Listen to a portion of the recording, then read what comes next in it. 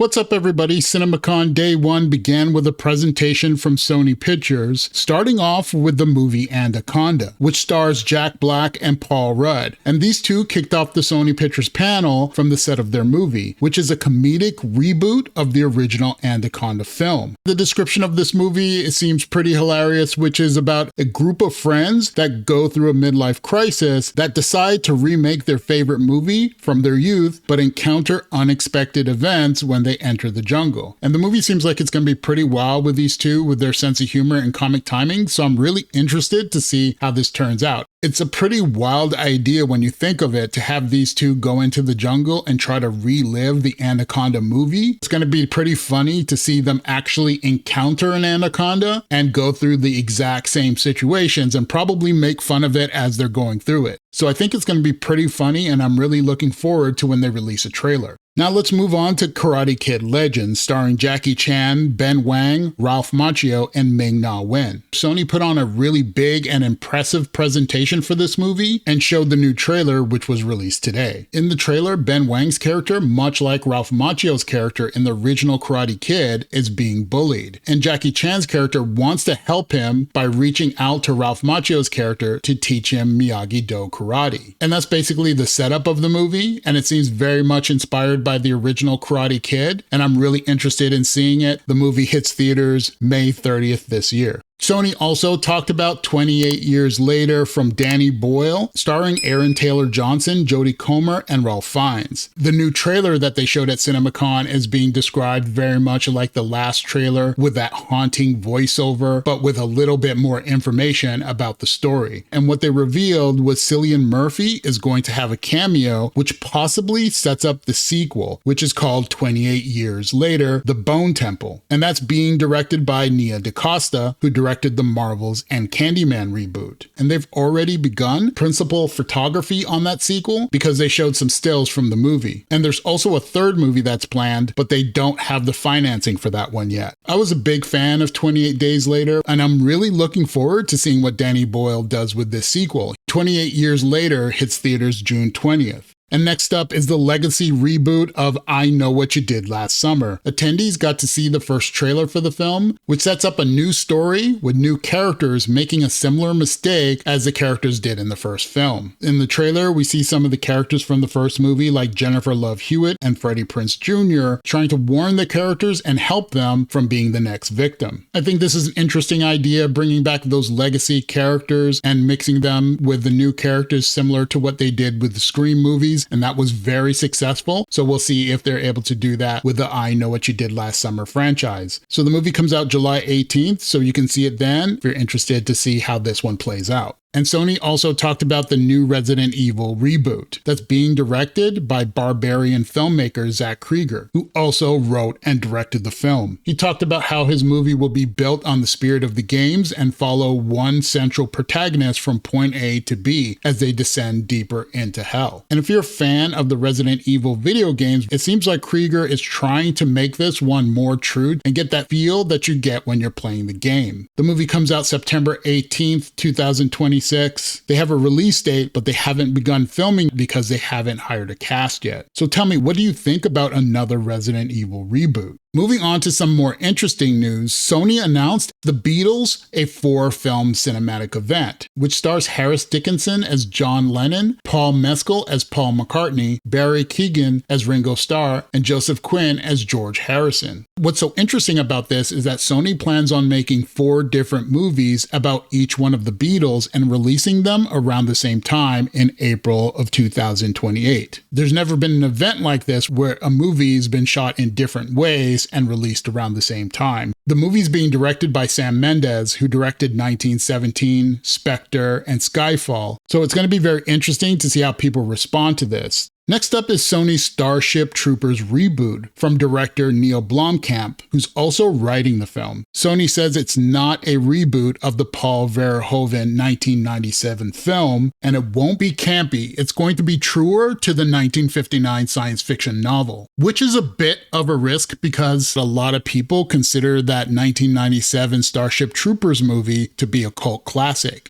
Another big movie that Sony plans to do is a live-action film adaptation of The Legend of Zelda that's coming to theaters March 26, 2027. The movie's being directed by Wes Ball. If that name sounds familiar, he directed the Maze Runner trilogy and the most recent Planet of the Apes movie, Kingdom of the Planet of the Apes. No cast has been announced yet, but the film will be co-financed by Sony and Nintendo, which is really funny to see the video game rivals teaming up to make this movie. The Legend of Zelda is one of those movies that I think everybody who's been a fan of video games and played that game have been waiting years, even decades, for them to make a live-action film. But I'm really looking forward to seeing how they bring that to the big screen. Another movie that Sony announced was Jumanji 3, being directed by Jake Kasdan, who directed the previous films. But he also directed Red 1, which was an absolutely terrible movie, so hopefully Jumanji 3 is a much better film. Dwayne Johnson, Karen Gilligan, Kevin Hart, and Jack Black are all expected to return. The movie comes out December 11th, 2026. I personally didn't think the last Jumanji film lived up to expectations, but if you're interested in watching Jumanji 3, let me know in the comments below. One of the movies that Sony talked about was this movie called Caught Stealing, starring Austin Butler, Matt Smith, Zoe Kravitz, and Vincent D'Onofrio. It's being directed by Darren Aronofsky, who directed The Whale, Black Swan, and The Wrestler. Attendees got to see the trailer for the film, which is a 1990s crime thriller. It's about a burnt-out ex-baseball player who unexpectedly finds himself embroiled in a dangerous struggle for survival amidst the criminal underbelly of 1990s New York City, forced to navigate the treacherous underworld he never imagined. And I'm really looking forward to seeing this because Darren Aronofsky is a really great filmmaker, and this crime film set in the 1990s is very different than anything he's done before. He has such a unique directing style, I'm really looking forward to seeing what he does with it. The movie scheduled to be released this year on August 29th. Sony also announced a movie starring Colin Farrell and Margot Robbie called A Big, Bold, Beautiful Journey. The movie is being directed by South Korean filmmaker Ko Gennada, who directed the movie After Yang, which also starred Colin Farrell. They showed the trailer to attendees, and the description of the movie tells an imaginative tale of two strangers who are brought together, travel through a red door, and relive their memories. I didn't see his previous film After Yang, but I'm really interested to see Colin Farrell and Margot Robbie star in this movie with the rest of the cast.